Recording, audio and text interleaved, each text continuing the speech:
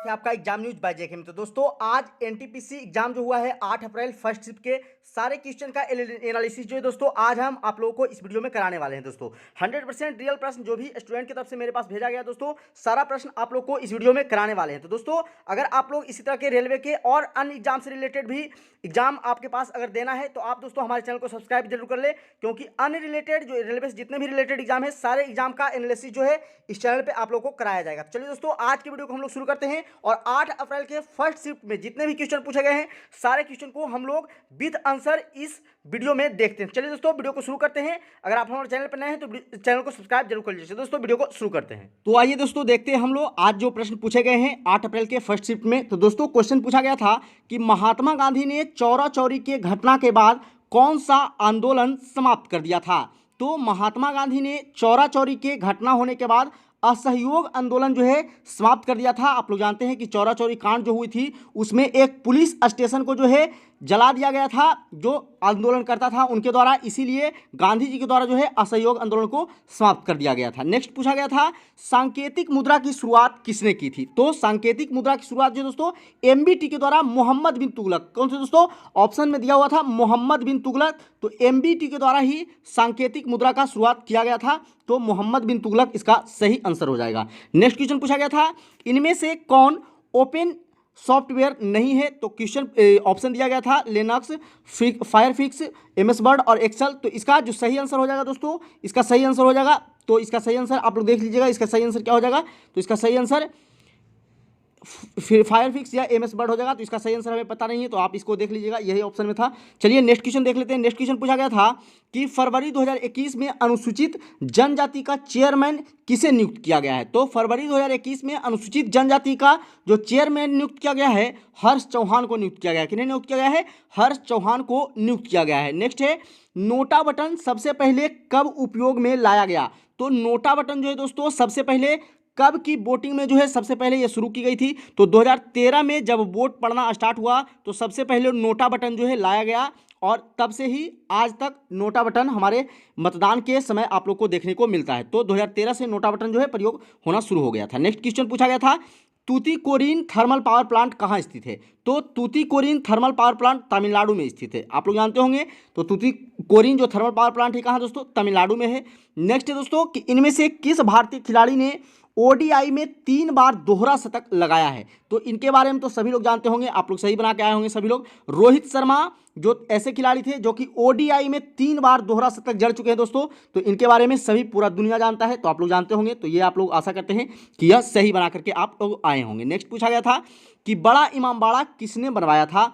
तो बड़ा इमामबाड़ा जो दोस्तों आसफ उद दौला, कौन दोस्तों? आसफ उद दौला के द्वारा ही बड़ा इमामबाड़ा बनवाया गया था। किसके द्वारा? आसफ उद दौला के द्वारा। नेक्स्ट पूछा गया था कि नाटो का हेड क्वार्टर कहाँ है। तो नाटो का हेड क्वार्टर ब्रुसेल्स में है। कहाँ है? ब्रुसेल्स इसका सही आंसर हो जाएगा। तो ब्रुसेल्स में नाटो का मुख्यालय है या हेड क्वार्टर है। नेक्स्ट पूछा गया था कि कैल्शियम कार्बोनेट किसमें नहीं पाया जाता है। तो ऑप्शन दिया हुआ था जिप्सम, संगमरमर, चूना पत्थर और खड़िया। तो इसमें से जिप्सम जो हो जाएगा दोस्तों यह सही आंसर हो जाएगा। जिप्सम में कैल्शियम कार्बोनेट जो है नहीं पाया जाता है, तो जिप्सम इसका राइट आंसर हो जाएगा। नेक्स्ट पूछा गया था कि मेक इन इंडिया के लोगों में शेर के साथ और क्या होता है। तो मेक इन इंडिया की जो लोगो होता होगा तो अगर आप उसे देखे होंगे तो उसके साथ स्टील व्हील होता है। कील भी दिया गया था ऑप्शन में, तो कील इसका नहीं होगा। और 2 ऑप्शन थे तो ऑप्शन हमें नहीं पता है, तो स्टील व्हील इसका शायद सही आंसर हो जाएगा। नेक्स्ट पूछा गया था कि सुंदरवन राष्ट्रीय उद्यान किस देश के नज़दीक है। किस देश के नज़दीक है पूछा गया है। तो अगर आप लोग देखते होंगे भारत का नक्शा, तो भारत के यहाँ पे जो आप लोग देखते होंगे कि यहाँ बांग्लादेश है और इधर म्यांमार है और यहीं पश्चिम बंगाल में ये सुंदरवन। तो दोस्तों इस बांग्लादेश के ही नज़दीक में यह पड़ता है सुंदरवन। तो अगर आप लोग को ये मैप याद होगा तो आप लोग आसानी से बांग्लादेश आंसर सही टिक करके आगे होंगे, क्योंकि बांग्लादेश यहीं पे घुसा हुआ है थोड़ा सा पश्चिम बंगाल के आसपास और यहीं पश्चिम बंगाल में सुंदरबन भी पड़ता है। तो सुंदरबन जो दोस्तों किस देश के नज़दीक है? बांग्लादेश के नज़दीक है। नेक्स्ट पूछा गया था आपसे कि इनमें से कहाँ पर यूएनओ के किसी संस्था का मुख्यालय नहीं है। नैरोबी, तो नैरोबी में भी यूएनए की संस्था एक यूएनईपी करके है, उसका मुख्यालय है। वियना में यूएनडीओ का मुख्यालय है। जिनेवा में डब्ल्यूटीओ वर्ल्ड ट्रेड ऑर्गेनाइजेशन का मुख्यालय है और रोम में FAO का मुख्यालय, और ये सभी जो दोस्तों UNO के ही पार्ट हैं। तो इसीलिए ये चारों ऑप्शन में से नहीं हो जाएगा, कोई ऐसा ऑप्शन आप लोग को दिया गया होगा जिनमें से जो है मुख्यालय नहीं होगा। तो अगर आप लोग ऑप्शन पता होगा आप लोग को, तो आप लोग ऑप्शन कमेंट बॉक्स में कमेंट जरूर कर दीजिएगा। चलिए नेक्स्ट देखते हैं। नेक्स्ट पूछा गया था डिजिटल विश्वविद्यालय किस राज्य में बनेगा।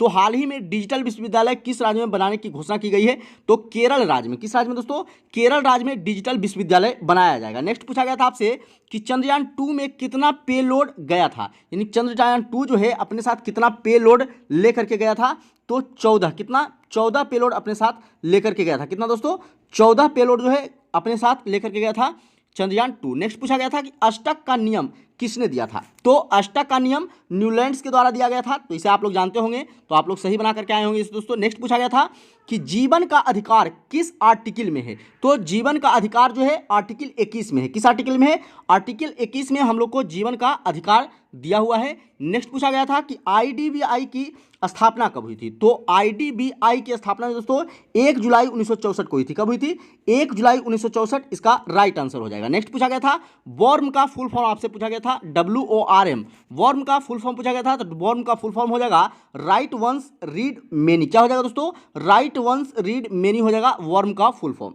नेक्स्ट पूछा गया था कि इनमें से कौन एशिया के बाहर सबसे ऊंची चोटी है, तो उसमें ऑप्शन में था एकांकागुआ। तो एकांकागुआ जो दोस्तों वही था एशिया के जो बाहर था जो सबसे ऊंची चोटी था, जिसकी ऊंचाई 6960 मीटर। कितना है, 6960 मीटर। तो यह भी एग्जाम में पूछा जा सकता है आगे, तो अगर आप लोग का आगे एग्जाम है तो इसे भी आप लोग देख लीजिएगा, इसकी ऊंचाई को भी आप याद रखिएगा। नेक्स्ट पूछा गया था न्यूरॉन का पार्ट निम्नलिखित में से कौन नहीं है, तो ऑप्शन में इसका दिया गया था, इसका ऑप्शन हमें नहीं मिल पाया है। तो न्यूरॉन का कौन पार्ट नहीं था इसमें से, आप ऑप्शन अगर आप लोग को पता है तो कमेंट बॉक्स में कमेंट जरूर कर दीजिएगा दोस्तों। नेक्स्ट पूछा गया था कि मारूनी नृत्य, मारूनी नृत्य किस राज्य में, किस राज्य की नृत्य है, तो मारूनी या मारुति पूछा गया था, उतना तो नहीं पता है दोस्तों, लेकिन इसी तरह से भेजा गया स्टूडेंट के द्वारा। तो मारूनी नृत्य अगर पूछा गया है तो मारूनी नृत्य जो है यह सिक्किम राज्य का है। किस राज्य का है, सिक्किम राज्य का नृत्य है। नेक्स्ट पूछा गया था कि बैंकिंग में शिकायत के लिए RBI ने किस अधिकारी की नियुक्ति की है, तो बैंकिंग क्षेत्र में शिकायत की देखरेख के लिए यानी शिकायत को सुनने के लिए RBI ने हाल ही में बैंकिंग लोकपाल की नियुक्ति की है। किसकी, बैंकिंग लोकपाल की नियुक्ति RBI के द्वारा किया गया है। तो इसका सही आंसर बैंकिंग लोकपाल हो जाएगा। नेक्स्ट क्वेश्चन पूछा था दोस्तों 7 योजना किससे संबंधित है, तो 7 योजना जो है शिक्षा और स्वास्थ्य से संबंधित है। किससे, शिक्षा और स्वास्थ्य से संबंधित है। और साथ ही में आप लोग 7 योजना का फुल फॉर्म भी आप देख लीजिएगा, क्योंकि 7 योजना का फुल फॉर्म भी आपसे पूछा जा सकता है। नेक्स्ट पूछा गया था दोस्तों कि महात्मा गांधी राष्ट्रीय पार्क कहाँ स्थित है, तो महात्मा गांधी राष्ट्रीय पार्क जो है अंडमान निकोबार ऑप्शन में दिया हुआ था, तो अंडमान निकोबार में ही महात्मा गांधी पार्क स्थित है। तो इसका अंडमान निकोबार राइट आंसर हो जाएगा। नेक्स्ट पूछा गया था कि इनमें से कौन विद्युत चुंबकीय तरंग नहीं है, तो अल्ट्रासाउंड ऑप्शन में दिया हुआ था। तो अल्ट्रासाउंड जो है दोस्तों यह विद्युत चुंबकीय तरंग नहीं है, तो अल्ट्रासाउंड इसका राइट आंसर हो जाएगा। नेक्स्ट पूछा गया था कि डायलिसिस की क्रिया से क्या जो है ठीक किया जाता है, तो डायलिसिस की क्रिया से किडनी की बीमारी, जिससे किडनी की बीमारी हो जाती है, जिसका ब्लड सही से सर्कुलेट नहीं हो पाता है, ब्लड सर्कुलेशन में जिसका दिक्कत होता है, तो किडनी से जो रिलेटेड बीमारी होती है डायलिसिस की क्रिया में उसे ही सुधारा जाता है, ठीक किया जाता है। तो डायलिसिस में किस क्रिया से ठीक किया जाता है, किडनी की बीमारी को। नेक्स्ट पूछा गया था कि कपरी नृत्य किस ऋतु में मनाया जाता है, तो यह जो नृत्य है कपरी नृत्य दोस्तों यह वर्षा ऋतु में मनाया जाता है। किस ऋतु में, वर्षा ऋतु इसका राइट आंसर हो जाएगा। नेक्स्ट पूछा गया था कि WTO किस प्रकार काम करता है, तो यह विश्व में मुक्त व्यापार से रिलेटेड यह काम करता है। WTO आप लोग जानते होंगे इसके बारे में, वर्ल्ड ट्रेड ऑर्गेनाइजेशन इसे बोला जाता है, विश्व व्यापार संगठन, और यह जो दोस्तों विश्व में मुक्त व्यापार के रूप में कार्य करता है। तो इसके बारे में आप लोग जानते होंगे। अब आइए जान लेते हैं मैथ के बारे में दोस्तों। तो मैथ की अगर बात करें तो नंबर सिस्टम से अगर बोला जाए तो नंबर सिस्टम से 1 या 2 क्वेश्चन पूछा गया था, प्रॉफिट एंड लॉस से भी 2 से 3 क्वेश्चन पूछे गए थे, LCM SCF से 2 क्वेश्चन पूछे गए थे, ASICI के 1 क्वेश्चन देखने को मिले आज के पेपर में। ट्रिगो की अगर बात करें तो ट्रिगो के भी 1 क्वेश्चन पूछे गए थे, मेंसुरेशन के भी 2 क्वेश्चन लगभग आप लोग को देखने को मिले दोस्तों, ज्योमेट्री के 2 क्वेश्चन मिले, सिंप्लीफिकेशन के 1 क्वेश्चन, ये 2 क्वेश्चन शायद देखने को मिले थे आज, टाइम एंड वर्क के 2 क्वेश्चन थे, स्पीड एंड डिस्टेंस का आज कोई भी प्रश्न देखने को नहीं मिला, DI का 3 से 4 क्वेश्चन पूछा गया था आज, और DI लगातार पूछा जा रहा है जैसा कि आप लोग जान रहे हैं। मिड मीडियन मोड का 2 क्वेश्चन पूछा गया है, रेशियो से 1 या 2 क्वेश्चन पूछा गया है आज, एज रिलेटेड कोई भी क्वेश्चन आज नहीं पूछे गए हैं। रीजनिंग की अगर बात कर ले दोस्तों तो रीजनिंग में कोडिंग डिकोडिंग से 3 क्वेश्चन पूछे गए हैं, सीरीज वाले चैप्टर से 2 क्वेश्चन पूछे गए हैं, सिटिंग अरेंजमेंट से 1 क्वेश्चन, वेन डायग्राम से 3 क्वेश्चन पूछे गए हैं। तो वेन डायग्राम भी महत्वपूर्ण भूमिका निभा रहा है, वेन डायग्राम से 3 क्वेश्चन पूछे जा रहे हैं, कथन निष्कर्षण से 2 क्वेश्चन, सेलोलिज्म से 2 क्वेश्चन, अल्फाबेटिकल से 1 से 2 क्वेश्चन, एनालॉजी से 4 क्वेश्चन पूछे गए थे आज, और मैथमेटिकल ऑपरेशन से 1 क्वेश्चन और ब्लड रिलेशन से 2 क्वेश्चन आज देखने को मिले हैं। तो दोस्तों इस तरह का आप लोग का रीजनिंग और मैथ का टोटल पेपर रहा है। तो दोस्तों अगर आप लोग बोलेंगे तो मैथ का भी मैं कुछ प्रश्न करवा दूंगा, मेरे पास कुछ मैथ के भी प्रश्न आते हैं लेकिन मैं पूरा नहीं करवा पाता हूं। तो इसी प्रकार से अगर जीके वाले में ही मैं साथ करवा के आप लोग को मैथ का भी प्रश्न अगले बार से चाहूंगा कि करवा दूं। तो चलिए दोस्तों, अगर आप लोग को ये वीडियो अच्छा लगा हो तो वीडियो को लाइक कर दीजिएगा, चैनल पे नए हैं तो चैनल को सब्सक्राइब कर दीजिएगा, क्योंकि आने वाले जो ग्रुप डी का एग्जाम है उसका भी एनालिसिस आप लोग को देखने के लिए इस चैनल पे मिलने वाला है। तो दोस्तों अगर आप लोग चैनल पे नए हैं तो चैनल को सब्सक्राइब जरूर कर लीजिएगा और बेल आइकन को जरूर प्रेस कर लीजिएगा। चलिए दोस्तों आज के वीडियो में इतना ही, फिर मिलता है अगले वीडियो में, तब तक के लिए जय हिंद।